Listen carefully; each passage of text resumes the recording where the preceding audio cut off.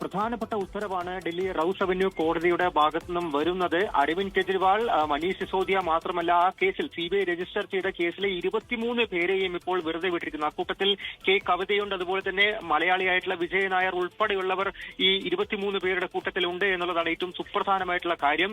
ആം ആദ്മി പാർട്ടിയെ സംബന്ധിച്ച് മുൻ മുഖ്യമന്ത്രി അരവിന്ദ് കെജ്രിവാളിനെയും മനീഷ് സിസോദിയ ഉൾപ്പെടെയുള്ളവരെ സംബന്ധിച്ച് വളരെ വലിയ ആശ്വാസമാണ്. ഇതിൽ പ്രധാനമായിട്ടുള്ള ചില പരാമർശങ്ങൾ കൂടി കോടതി നടത്തിയിട്ടുണ്ട്. ഒന്ന്, ഒരു ആരോപണങ്ങൾ ഉയർത്തുന്ന സമയത്ത് അതിൽ കൃത്യമായിട്ടുള്ള തെളിവുകൾ വേണം ആ ആരോപണത്തെ ബാക്ക് ചെയ്യാൻ വേണ്ടിയിട്ടുള്ള കാര്യമാണ് ഇപ്പോൾ ജഡ്ജി ജിതേന്ദ്ര സിംഗ് വ്യക്തമാക്കിയിരിക്കുന്ന ഏറ്റവും പ്രധാനപ്പെട്ട കാര്യം. മറ്റൊന്ന്, ഗൂഢാലോചനയെ സംബന്ധിച്ച് ഒരു നറേറ്റീവ് ഉണ്ടാക്കാൻ വേണ്ടി സിബിഐ ശ്രമിച്ചു, എന്നാൽ കൃത്യമായിട്ടുള്ള തെളിവുകളുടെ അഭാവം ഉണ്ട്.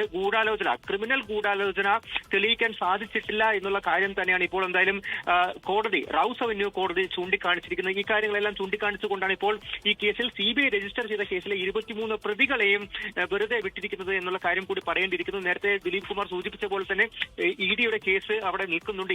ഇഡിയുടെ കേസിലാണ് ആദ്യം മനീഷ് സിസോദിയയും അതുപോലെ അരവിന്ദ് കെജ്രിവാളിനും എല്ലാം അറസ്റ്റ് ചെയ്യുന്നത്. പിന്നീട് ജയിലിൽ വെച്ച്, തിഹാർ ജയിലിൽ വെച്ചായിരുന്നു സിബിഐയും അരവിന്ദ് കെജ്രിവാളിനെ അറസ്റ്റ് ചെയ്യുന്നതും. പിന്നീട് റൌസ് അവന്യൂ കോടതി അവിടെ നിന്നും ജാമ്യം നിഷേധിച്ച് ഡൽഹി ഹൈക്കോടതി പിന്നീട് സുപ്രീം കോടതിയിൽ പോകുന്ന സമയത്താണ് ഈ തിരഞ്ഞെടുപ്പിന്റെ സമയത്ത് തന്നെ അവർക്കെല്ലാം തന്നെ ജാമ്യം ലഭിക്കുന്ന ഒരു അവസ്ഥയെല്ലാം തന്നെ ഉണ്ടായത്. പിന്നീട് നിയമ പോരാട്ടം അത് തുടരുകയായിരുന്നു, അത് നീണ്ടുപോയിക്കൊണ്ടിരിക്കുകയായിരുന്നു. ഇന്നതായാലും വളരെ സുപ്രധാനമായിട്ടുള്ള ഉത്തരവ് വരുമ്പോൾ ഇതിൽ ചാർജ് ഷീറ്റിനെ സംബന്ധിച്ച് ഏതൊക്കെ തരത്തിലുള്ള ചാർജുകൾ നിലനിൽക്കും എന്നുള്ള കാര്യത്തിലായിരുന്നു റൌസ് അവന്യൂ കോടതി ഒരു ഉത്തരവ് പറയാനിരുന്നത്. അതിലാണ് ഇപ്പോൾ എന്തായാലും 23 പേർക്കെതിരെയും ഗൂഢാലോചന നിലനിൽക്കില്ല, ഈ സിബിഐയുടെ ആരോപണങ്ങളെല്ലാം തന്നെ കൃത്യമായിട്ട് തെളിവുകൾ ഇല്ലാതെയാണെന്നുള്ള കാര്യം ഇപ്പോൾ കോടതി ചൂണ്ടിക്കാണിച്ചിരിക്കുന്നതും സിബിഐ രജിസ്റ്റർ ചെയ്ത കേസിൽ എല്ലാവരെയും വെറുതെ വിട്ടിരിക്കുന്ന ഒരു നടപടി കൂടി ഉണ്ടാകുന്നത് സിബിഐക്ക് വലിയ രീതിയിലുള്ള തിരിച്ചടിയാണ്, കേന്ദ്ര സർക്കാരിന് വലിയ രീതിയിലുള്ള തിരിച്ചടിയാണ്, ആം ആദ്മി പാർട്ടിക്ക് വലിയ രീതിയിലുള്ള ആശ്വാസമാണെന്ന് പറയേണ്ടിയിരിക്കുന്നു. പ്രത്യേകിച്ചും ഡൽഹി തിരഞ്ഞെടുപ്പ് തോറ്റു നിൽക്കുന്ന സാഹചര്യമുണ്ട്. എന്നാൽ പഞ്ചാബിലും ഗുജറാത്തിലും വീണ്ടും അവരുടെ വേരുകൾ ശക്തിപ്പെടുത്താനും വീണ്ടും ഒരു തിരഞ്ഞെടുപ്പിനെ നേരിടാനും എല്ലാം തന്നെ നിൽക്കുന്ന സമയത്ത്